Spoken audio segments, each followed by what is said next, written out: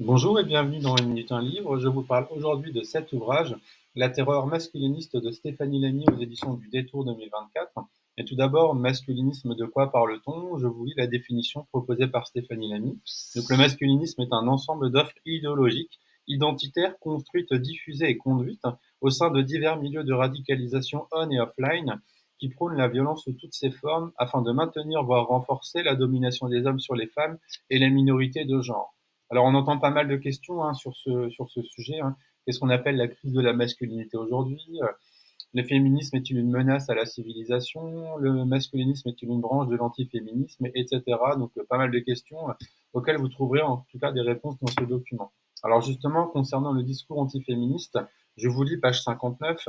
Le discours antiféministe le plus répandu au sein des milieux masculinistes porte sur les menaces de viol à l'encontre des femmes et des féministes, qui occupent une place importante dans la sphère publique et qui bénéficient d'une couverture médiatique.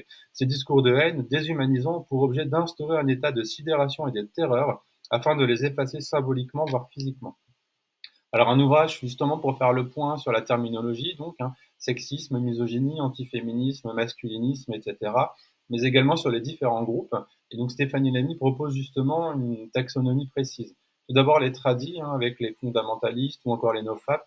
Ensuite les primitifs avec les paléo-masculinistes ou encore les chamaniques. Ensuite les relationnistes avec notamment les incels. Et enfin les performatifs où on va retrouver les flexeurs, les gamers, les social bros, etc.